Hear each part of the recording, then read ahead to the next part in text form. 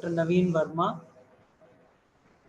This is Dr. Naveen Verma from the National Oral Health Program Division at the Directorate General of Health Services in the Ministry of Health and Family Welfare, Government of India.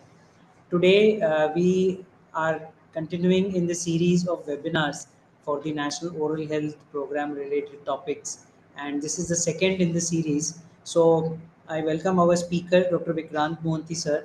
But before I hand over to him, I would like to have some opening introductory remarks from our DDG, sir, Dr. L. Swasticharan, sir, for the National Oral Health Program. And I welcome him also. And with his opening remarks, I would like to start this webinar for today. Thank you. Thank you, Naveen. And we would like to welcome everyone from the National Oral Health Program in the ministry in New Delhi. So today's topic is very interesting because it involves about 26.7 crore Indians above the age of 15 years currently using tobacco in some form or the other. And about 20 crore of them are using smokeless tobacco, the ones which we put it inside our mouth as chewing forms or as park it in the oral cavity. And 10 crore smokers are there in this country. And of these two, about 3.2 crore of them are dual users. They both smoke as well as use the smokeless form. So these prevalence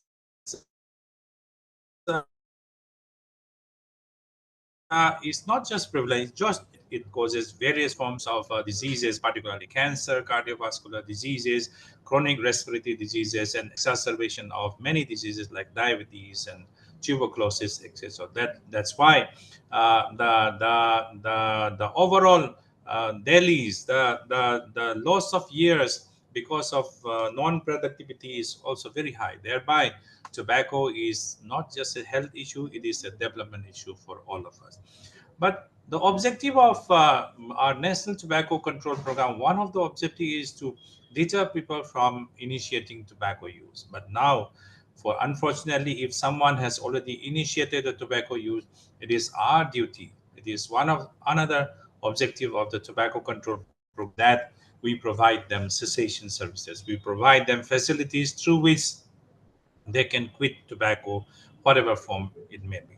To do that, we also have what is known as the National Tobacco Quit Line services. You all know the toll-free number of 1-800-112356, which is there in every tobacco packet, and you can call them for teleconsultation, telecounseling. But for those of you who have called them or who want to quit, you can, if you want to visit any of these tobacco cessation centers, you will find them in the district hospitals under the National Tobacco Control Program, and also you can go to any dental college, any medical college in your vicinity and visit the tobacco cessation center. In future, starting from the activities from the last 1 year, we are also trying to train every dentist in this country for tobacco cessation. So, friends, today's webinar is very important, very interesting for all of us, because we are going to hear from the horse's mouth. Dr. Vikrant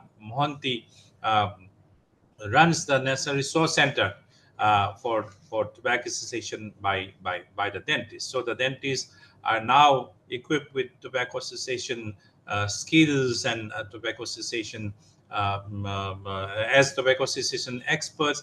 And how do we take this journey forward as a tobacco user, as a provider, as healthcare provider who would be, either training the tobacco, either doing the tobacco cessation ourselves or facilitating the cessation through the centers which I've already cited above. So we are excited to hear from Dr. Vikrant, and I would request Dr. Naveen to kindly introduce our speaker for the day.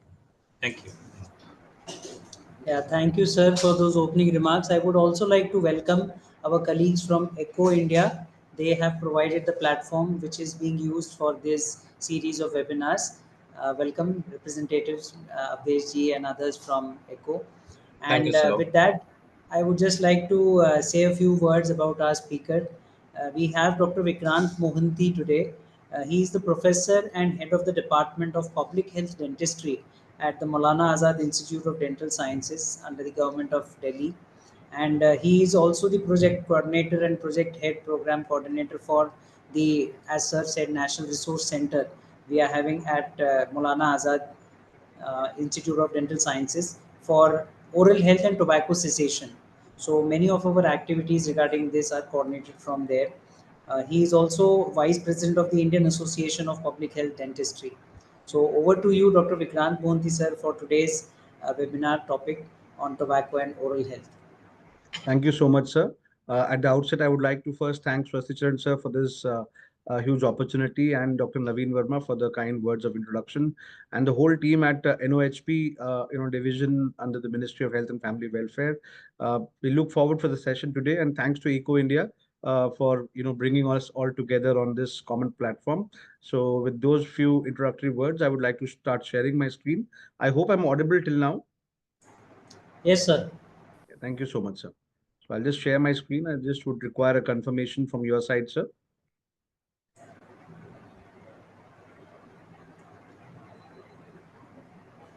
Yes, the screen is visible, but you can try to make it, yeah, full screen now. Thank you. Yes. Yeah. It's full screen, no, sir? Yes, it's full screen. Okay. Thank you, sir. Thank you so much. So let's get started.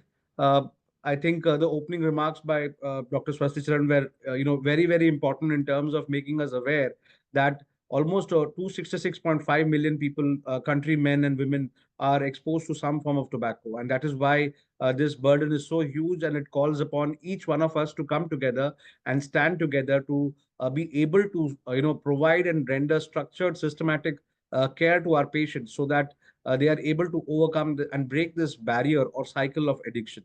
So with that, we start today's presentation on tobacco and oral health strategies for impact. Sorry, I think the screen seems to have frozen. Yeah. So I'll quickly go through this, aspect of what tobacco in general, tobacco surely is one of the strangest human behavior. Tobacco use is one of the strangest human behaviors because neither it is required for maintenance of life, neither for any form of, yes, for some form of satisfaction, but always harmful and distasteful. But still, people continue to consume tobacco in this form. So it is important for all of us to understand that if tobacco was so harmful, still the burden what we see in these graphs, which is an outcome of the GATT survey, the Global Adult Tobacco Survey, which was conducted in 2016-17. You see almost one third of the Indian population consumes some form of the tobacco. Across the country, you will see a different fabric. As you move from geographies across the country, you will see the patterns of tobacco also changing. It becomes more and more difficult because every nook and corner, one, it is accessible, two, the pattern changes over geographical locations. So it is important for all of us to understand that what are the forms available, how they are available, how people consume it, what are the dynamics behind this consumption pattern, and how do we break this cycle of tobacco use. So if you look at this particular slide, it talks about mainly the GATS, again, the GATS2 comparison with GATS1, wherein it shows the percentage of tobacco users who made quit attempts, both during the two surveys that has been shown. Overall, there have been good amount of almost one third of 38.5% of the population of smokers and almost 31.7% of the population of smokeless tobacco consumers have tried to make quit attempts.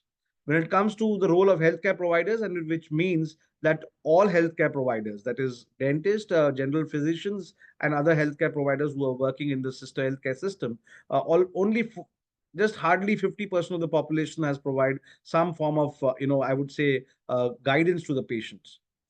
If you look at the burden, we have seen that 6 states, the prevalence of smokeless tobacco use has increased. The trends have changed from the GATS1 to GATS2. Now we see an increased burden of smokeless tobacco use in our country, which also is an indication that the smoke laws have been, the anti-tobacco control laws have been working well. But now the new problem and new challenges are coming up as we move on. More than half of all tobacco smokers and smokeless tobacco users are interested or plan to quit tobacco. But what is more, evident is that almost half of those people who have tried to quit or plan to quit are not able to sustain the quit status for even more than a month. So it brings us to this, slide wherein we try to understand how are these people trying to quit this habit. So hardly we see 4.1% of population, taking the help of pharmacotherapy. Behavioral counseling is little bit more available to people because healthcare providers are attuned to some form of counseling, but not complete and structured. And many of the smokers have switched over to smokeless tobacco, thinking that they are less harmful. And people have also gone on to use traditional medicine. But what we evidently see here is almost 75% of the population consuming tobacco have quit without assistance. So we are not sure. And when I say quit without assistance, and the previous slide I told you, they could not sustain more than a month. So it is important that this figure of, without assistance has to be kept in mind and understand that the burden is only increasing day by day. This statement from Mark Twain, summarizes the whole thing. Giving up smoking is the easiest thing in the world. I know because I have done it 1,000 times. This talks about the addictive nature of tobacco. When we talk about tobacco, the first thing that comes to our mind is nicotine. And nicotine addiction in itself has been classified under the ICD-11 as a complex process involving neurological, psychological, and environmental factors that create a cycle of pleasure, tolerance, withdrawal, and craving, making it a more challenging behavior to overcome. In a group of 100 people, if you expose them to different addictive substances like cocaine, heroin, or tobacco, alcohol, you would see that every other substance people may overcome with medication, with support, but tobacco is something which is, still remains a big challenge. So we have to understand that initially it starts with a pleasurable sensation where the nicotine helps in release of dopamine, which is a reward, which triggers the reward system, and a sense of pleasure, relaxation, and all those feelings are there. Following that, the dose that has been given to the human body through this tobacco exposure results in tolerance, as a result of which the person needs more and more higher doses of tobacco to be consumed. And when he does not do that, there are withdrawal symptoms and craving. So this is a very vicious cycle. First, we need to understand as dental healthcare providers, it is important for us to understand what goes in the mind of a tobacco user, because it is not, it sometimes it becomes beyond his control. And it is important for us to support him in every stage so that this cycle is broken. When we talk about a cycle, this is the model that is mostly being explained or talked about when it comes to the behavior, how adoption is done, or how the behavior can be broken. So this trans-theoretical model given by Prochaska and De Clemente talks about how people move from when they have to, form a habit or when they have to quit. Both these things have to be taken into consideration. The 6 stages, that is from pre-contemplation, contemplation, preparation, action, maintenance, and remaining quit, or the possibility of relapse, which is very high. So a person in pre-contemplation is not thinking about quitting or changing his behavior. In contemplation, we start creating, the environment which becomes the healthcare provider comes in, the role of health or disease comes in, and many things come across. Maybe the family pressure is there, or different aspects create a pressure on which he starts thinking about it. Then he needs to prepare. For preparation, there is again the role of healthcare providers is important. Even for the action, it is important. As a result of which, the patient either moves to maintenance, where he remains, aware a sustained behavior change is there, or ultimately quits the habit. And that is ultimately quits the habit, or there's a possibility of relapse. And relapse is something which happens at least 3 to 4 times before, on an average, before the person quits the habit.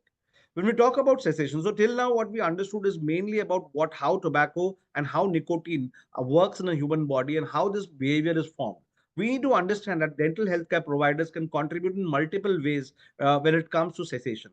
Cessation, surely and primarily, here we are talking about patient care only.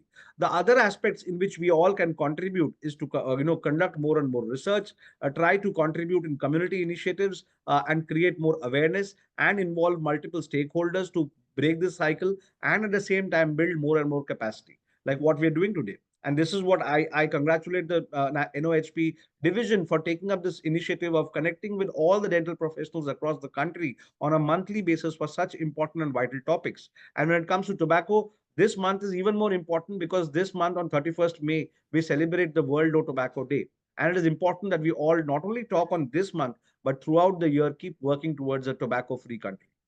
When we talk about oral health professionals, there is enough evidence that almost dental professionals have, increases the odds of quitting tobacco by 2 times as compared to other healthcare professionals. Another important aspect is the kind of patients that we dentists have been exposed to, from children till older age groups, all range of age groups and gender we are exposed to. It gives us access to all these people. Follow up in terms of line of dental treatment is a very important thing which we can use to our benefit, and quitting can be made more integrative by providing dental care and counseling. Using the chairside time, which is one of the most important times that we have to keep in mind while contributing with our patients, while assisting our patients in quitting. And the signs of oral consumption of tobacco is very evident in our oral cavity.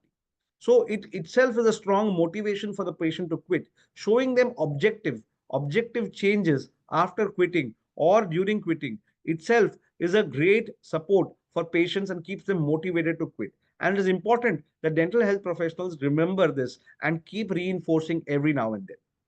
This is a basic flowchart of how exactly an institution see tobacco cessation can be done within a clinic, within an institution, within an hospital. It is totally left to us to how to design the whole framework. This small framework is for a dental college where we, like I work in Maulana Azad, and we have developed this, how we have utilized the waiting area, how we flag the patients in the oral medicine department, how from there on it is referred to our tobacco cessation clinic, and how the other departments are also identifying patients and supporting them and referring them as a proper protocol into the tobacco cessation clinic. When it comes to strategy, the first visit is mainly when we identify, once the patient is identified and referred, you can take up the patient's basic information, record his tobacco use consumption pattern, record his dental conditions, and try to correlate it and try to give him more information about that. The second week should normally be done within the first 1 week of his first visit. The third visit can be done, and all these visits can be scheduled based on his treatment so that he doesn't have to come separately, because that is what dental professionals can add a lot more value to when it comes to cessation, is by providing dental treatment. The fourth, fifth, and sixth visit can go on. You can also integrate telephonic follow-ups. You can integrate text messages, and you can integrate various forms of follow-ups for patients and assist them in quitting. So this kind of follow-up, though you can do a complete self-reported quit status, or else you can also use a biochemical verification by using a cotin in urine test or a saliva sample, which is expensive but still can be done. So in this way, you can have, and you need to follow up at least for a year, so that providing quit status of patients would be better and more internationally acceptable when it comes to standards. When we talk about interventions, the most common interventions that are available today's time, and why we are talking about cessation in terms of as dental professionals, we have to understand that we can render our services through behavioral intervention as well as pharmacotherapy. When we talk about behavioral intervention, again, there are different strategies. There is a very brief advice, there is brief advice, and there is intensive counseling also. So when we talk about very brief advice, it normally ranges between 30 seconds to 1 minute. So that hardly takes any time, and we can use the strategy of 2AR: ask, advise, and refer, or else ask, advise, and act. And similarly, brief advice, we will talk about 5 A's, 5 R's, frames technique, and the star technique. So these are a few techniques. See, today's session is mainly to sensitize you that cessation can be done and should be done by all dental healthcare professionals. And it is very simple. Only thing is you need some formal, proper training in this regard. Once trained, you can go on to do this in a very systematic manner in your own clinical settings while you're treating your own patients. And brief, that is what is about brief intervention. And mainly we stick to the behavioral intervention. When it comes to pharmacotherapy, the NRTs, that is the nicotine replacement therapy, legally available as nicotine gums, nicotine patches, sprays, and nasal sprays are still not in our country. Lozenges are also something which have come in now. The other non-NRT line of drugs are the bupropion and the varenicline, which normally require certain amount of assessment prior to giving this particular medication to our patients, preferably with the supervision or support of physicians or psychiatrists. So these are the broad lines of intervention that dental professionals can do, mainly focusing on behavior intervention, on NRTs, and integration with dental care with a consistent follow-up would yield great results. And this is what something which you all have to take home while we go back to our clinics. Other techniques that are available, yes, motivational interviewing, where you can motivate, make him understand, bring in change, set goals for him, and move on through motivational interviewing. Cognitive behavioral therapy, again, a detailed approach wherein we require to think about the problem, break the problem down, bring about behavior change, and then try to take it further. Quit lines is something which I would recommend that all of you in all your clinics, whether it is in the government system, private practice, hospitals, dental colleges, please flash this quit line number. There are 4 quit lines across our country. This is the single number. Based on your location, you will be connected to your relevant area of the national tobacco quit line. There are other digital interventions. We'll talk about them. The 5A models, very simple. It's all about ask, advise, assess, assist, and arrange. So when we ask a patient, you need every encounter, you need to ask your patients whether they consume tobacco or not. In case if they don't, please congratulate a patient and remind them that it is important that they stay tobacco free. Those patients who continue or consume tobacco, please document them and try to take it further. Advise them in a very systematic, clear, strong, and very personalized. In case if you're seeing certain severe periodontal condition, it is important for you to inform the patients that his periodontal condition today is an outcome of his continued tobacco use, whether it is smokeless or whether it is smoke form. You need to assess his behavior change. You can use the nicotine dependence. It is again another very important scale, the Fagerstorm scale, which can be used, available both for smokeless forms as well as smoke forms. So you can use that. There are other forms like heaviness of smoke. The scales are there, and there is there's a ladder, confidence ladder, which can also be used on for assessment part. When it comes to assist, you need to assist the patient. As I told you, you can use the 5 A's and other techniques which I told you, and I will be telling you. You ask him about what has he tried previously to quit the habit. In case if he has tried, what are the challenges he has faced? How can he overcome those challenges? Make him aware of the withdrawal symptoms. Make him aware of various strategies that he can use to overcome this withdrawal. And obviously, and importantly, please arrange follow-ups of these patients. If required, you can refer them to a higher center, maybe for, ask him to call the quit line where trained counselors are there who can assist him. At the same time, he can also visit you back for his treatment and the same time for the follow-up.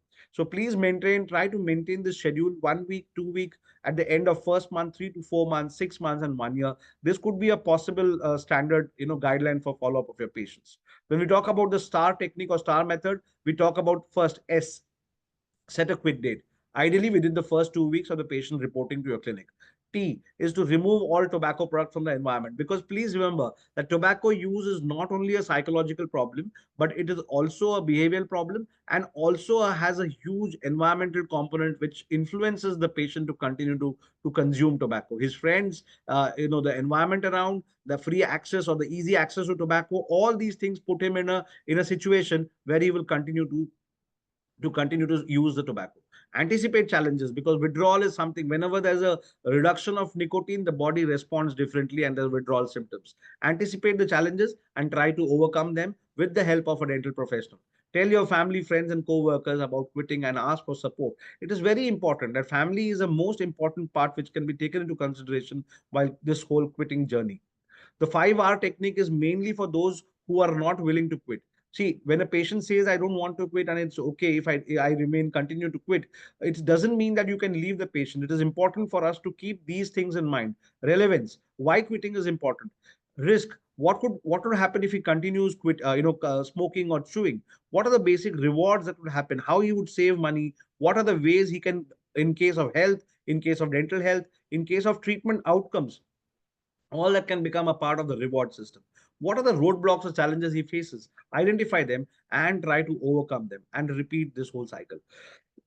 This is something which is very important. Then coming to the frames model, this is again a very simple model. Try to take feedback from the patient, be personalized, don't be judgmental.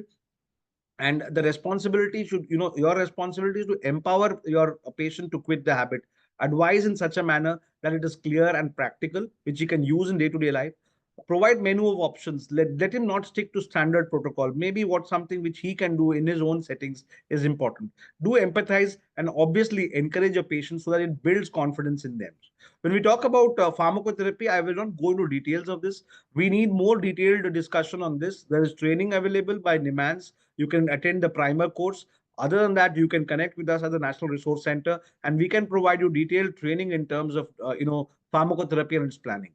There are newer devices which are coming up. We are working with a few of them, mainly in terms of delivery of better drugs, which we are working on. There are newer techniques like laser, where we use for acupuncture. This is again something which is still, the work is in progress.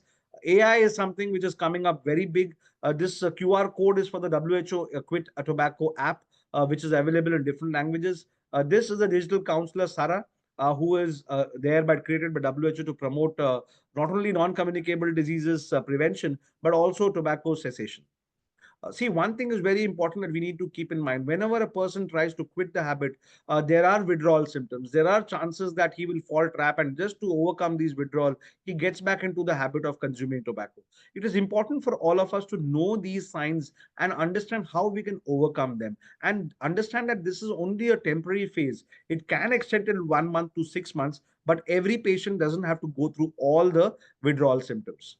So relapse is a big challenge, but these withdrawals can be managed by this simple technique: drinking water regularly, deep breathing exercises, delay the advent of consuming tobacco, distract yourself, discuss, maintain a different, come up with a more balanced diet. And because when the person starts quitting, his appetite increases. And so that is when he increases weight. So it is important that we keep in mind a more balanced approach, as well as keeping in mind the type of food he consumes and drugs. That is, as I told you about NRT and the pharmacotherapy. One more very important aspect is most of the dental treatment fails because of tobacco consumption, whether it is expensive treatment like implants or even composites, and even restorations can fracture because of this. So inform your patients that if he is continues his habits, these are things that can happen. So as a result of which, develop a cessation referral network with your specialist as well as medical care providers, so that a referral chain is developed and the patient remains in the loop. You want to set up a cessation clinic, doesn't require much things. First thing, get trained, get properly trained, know the strategies, understand that certain basic equipment like a breath analyzer or a carbon monoxide monitor, a BP apparatus, and these things can be useful, but it doesn't mean that without this you cannot do it. You can, but these are adjuvants which are useful for you. When it comes to, see, every dental healthcare provider, whether working in a hospital, college, in a clinic, wants to contribute to the society. And it is not only their moral responsibility, but it's also our social responsibility. So please take up efforts to create awareness in different groups, whether it is children, whether it is workplaces, whether it is communities. Please work together and try to create more and more awareness. Use standardized health education material, some which are available with the NRC. You can connect with us and we can share with you. When it comes to school settings, there is a very systematic approach we have to keep in mind. And we keep this in mind. I'm not going to details of this, but when you approach schools, there is a way where you can identify, screen first, identify next, and take support from the school authorities, and work in a very systematic manner to address challenges of youth. It is important because they're in a very sensitive age group. It is important that we conduct more and more awareness campaigns, so that we can they do not start. So they are caught young because by the tobacco industry, but it is our also responsibility to catch them young so they don't start this habit only. So see, nothing is without challenges. None of these efforts are without challenges. Many a times dental professionals only are not aware of the strategies. So it is important for us that we create more awareness about cessation. We start practicing more and more, develop a strategy, train ourselves, and try to provide some time, and see to it that these medications are also available, whether it is available in the government system or elsewhere. If the patient can afford it, please make them aware. There are ways of how to chew the tobacco gum. So please be aware of those techniques and try to inform your patients about this. So way forward is we need to integrate and work towards improve the access, improve the strategies, and focus on vulnerable groups, create more and more awareness, launch mass media campaigns, and denormalize tobacco use, have more structured training and capacity building workshops, work on more innovations, and develop a strategic, robust, dynamic, and a cost effective tobacco cessation strategies for our country. As a dental professional, remember, you are the role model. We all are responsible for maintaining a tobacco free life ourselves. Contribute in cessation services wherever it is possible. Educate your patients, contribute in research, try to contact stakeholders like non-government organizations, as well as other stakeholders like schools and other programs where you can participate in. And you are the leader and is responsible, and responsible leader means that you would take all these roles seriously and sincerely, and try to build something to become a change agent for behavior change, and help your patient every time you meet them, inform them, use the chairside time, and provide brief advice. And if the patient is interested, try to provide them detailed advice for them, and try to integrate medication with behavioral intervention and dental treatment. Withdrawal symptoms will happen, but please remember that these are only temporary, and integration of dental treatment and follow up will yield better results for our tobacco users. So This is something which you can scan from your phones and download this manual. This is a systematic manual where systematic manual which has been developed by our National Resource Center, which provides you in-depth information about tobacco cessation by dental professionals. You can scan this and download this particular manual. So with these few words, I know I was quick, I was short. I just wanted to inform you all so that all of you start knowing that a comprehensive package is available. Training is important. If you get trained, you will be able to successfully provide this kind of structured, systematic, integrated approach for your benefits of your patient. And obviously, you will see a tobacco-free person in the future times to come. Just for all of your information, with the support of the Government of India and Ministry of Health and Family Welfare, we are coming up with the World No Tobacco Day Awards. We will be launching it very shortly for dental colleges, states and union territories, IDA branches, and civil society organizations. These awards will be open, and you will also get to see the information on our website, as well as at Maulana Azad Instrumental Sciences, as well as on our page or social media pages. All of you would request all of you to participate as dental colleges and the states and union territories. So with this, I would like to end my presentation and thank the ministry for giving me this opportunity. Thank you, sir. We have a few questions actually, which I think you can try to respond to in the chat box. So I'll just read them out for you. One is regarding community-based strategies. Given the high persistent prevalence of tobacco in the community despite awareness campaigns, according to you, what are the innovative community-based strategies which would be most effective in reducing tobacco habit? So I gave an example of a few things. One, see, as a dentist, we may not be working in our communities a lot.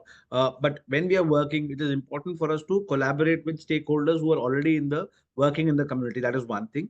That is, you can partner with civil society organizations, non-government organizations, and reach out. Once you're trained, you can do this, screen the patients, identify, conduct more group sessions because you are targeting large population. That is one way. Schools is a very good catchment area.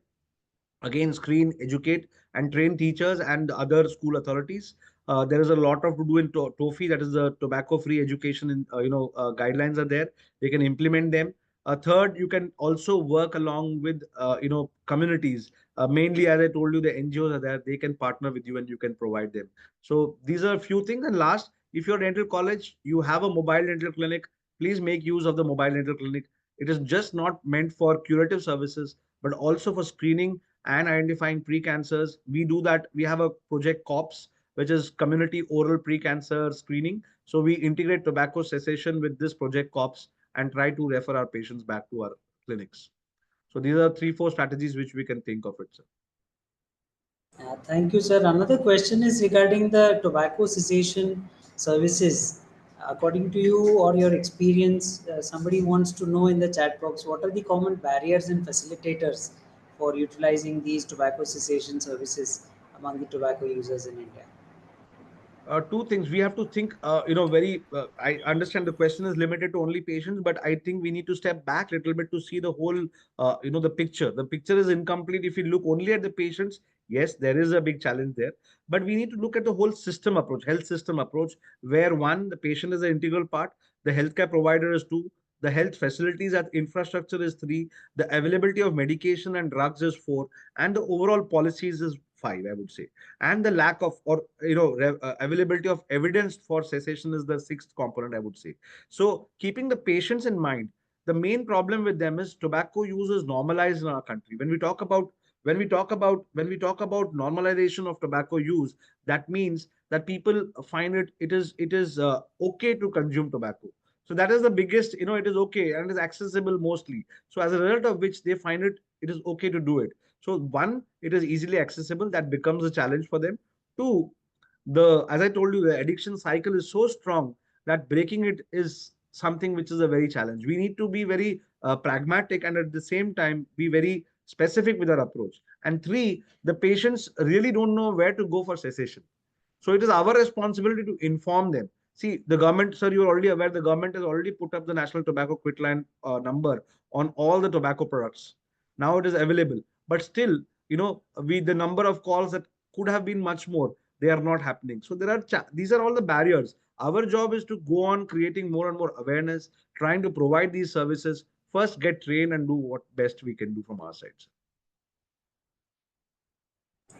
Thank you, sir. Another question is actually of a different kind regarding the efforts of government to ban tobacco sales.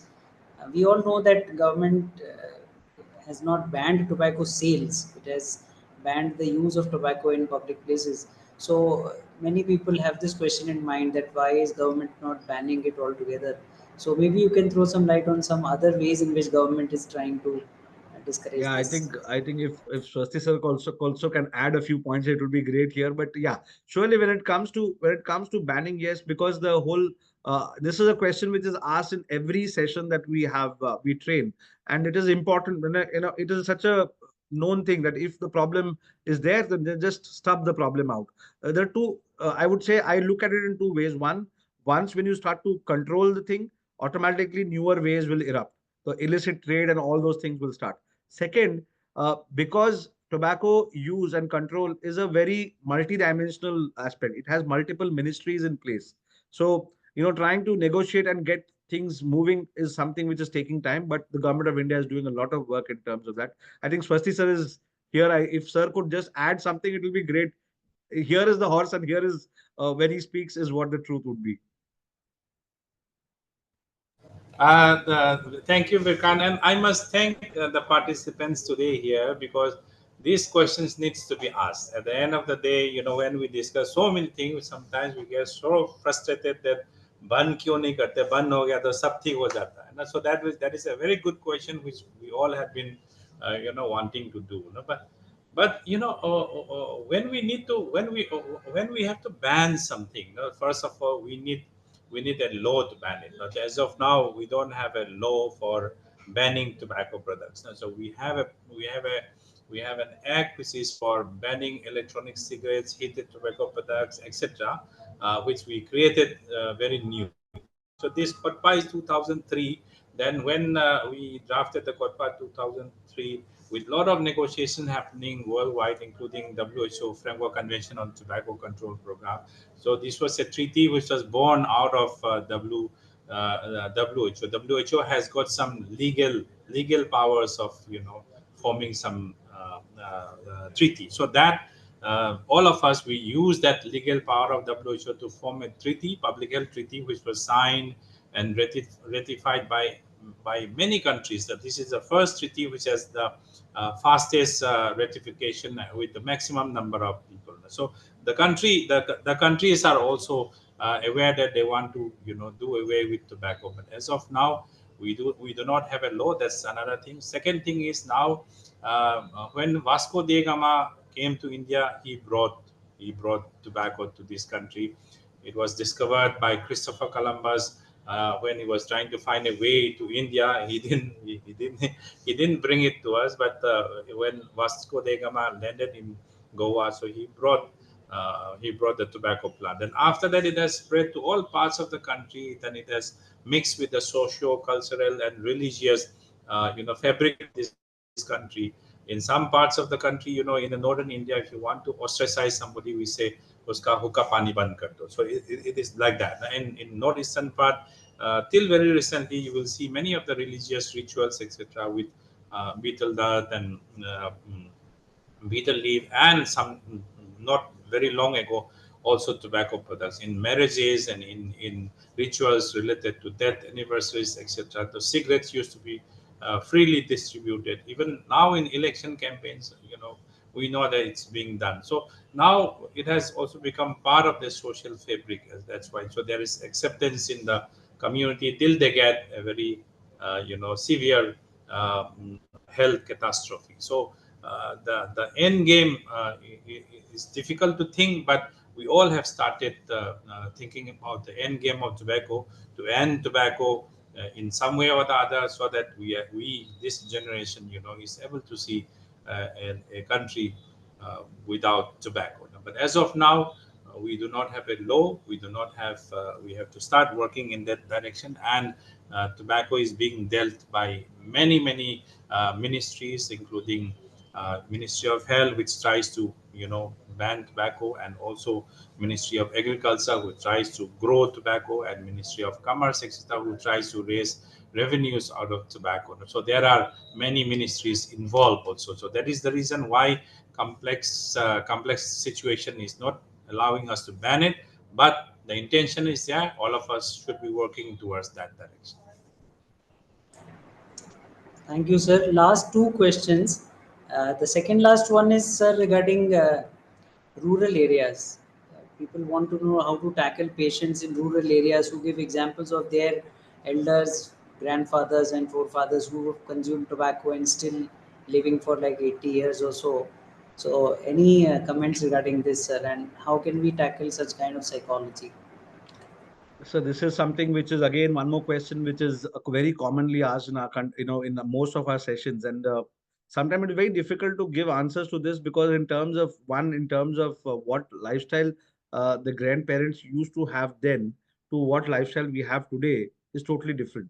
So that is number one. Number two, yes, it is a behavior problem and it has to be addressed in a very strategic manner, in a manner in which is culturally acceptable, because many a times these are sensitive aspects, and people don't like taking it so lightly.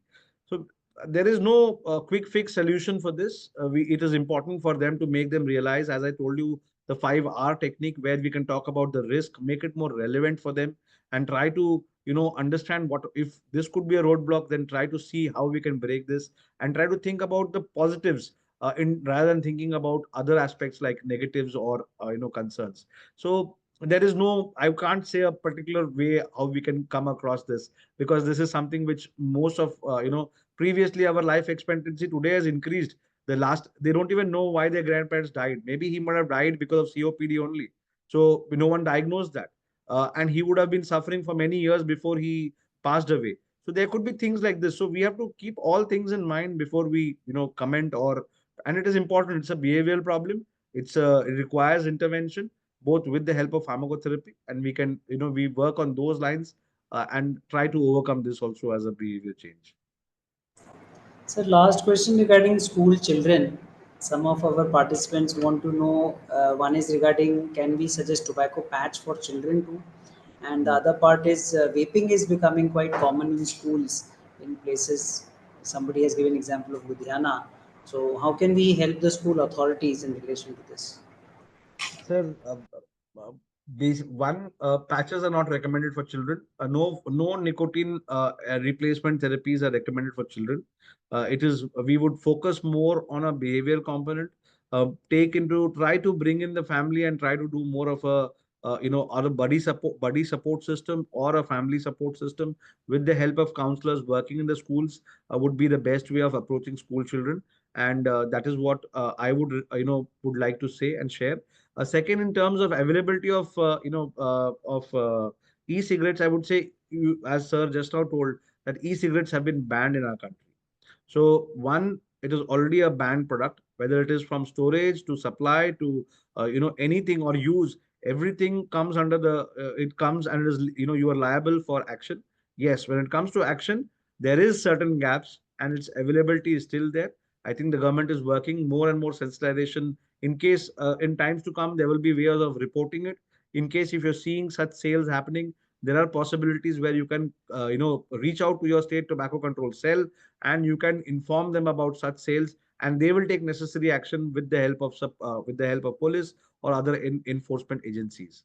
So I would say that in case if you're finding and you finding patients with such use, it is better that you inform and reach out to your state authorities through the proper channel, and so they will take necessary actions for that. Thank you, sir. For other questions, I would request the participants to actually please post their questions on the iEcho platform from where the registration was done. So these will still be having an opportunity to get some responses from our expert. But because of paucity of time, we will stop here. And then in the end, I thank our speaker, Dr. Vikrant Mohanty, sir. I thank all our team from NOHP, cell. I thank DDG sir, Dr. Swasicharan sir, and last but not the least, the ECHO platform for providing this opportunity for all of us to connect together. This series will continue every month. So those who have registered will again get the notifications for the next month's webinar. So please remain connected for that and the future webinar series. And with that, I close this session for today with permission of sir and Dr. Swasicharan sir. Thank you so much. So thank you, Naveen sir. Adding to Naveen sir regarding the question and query, the participant, well, you are visiting this particular tab, discussion tab. So here is a conversation option. You can post your questions here, and later on the expert can take the questions, and they can also type the question answer here. So this will like goes, and you will get the answer appropriately for your questions. Thank you. Thank you all for joining. Thank you Thank so you, much, sir. everyone. Thank you, everyone, for joining it. It was great to be a part of this huge session. So with your permission, shall we wind up the session, sir? Thank you so much. Thank you, Vikrant sir. Thank you, Naveen sir. Thank you, Swasticharan sir. Thank Thank you you. and take care. All the best. Bye bye. Thank you, sir.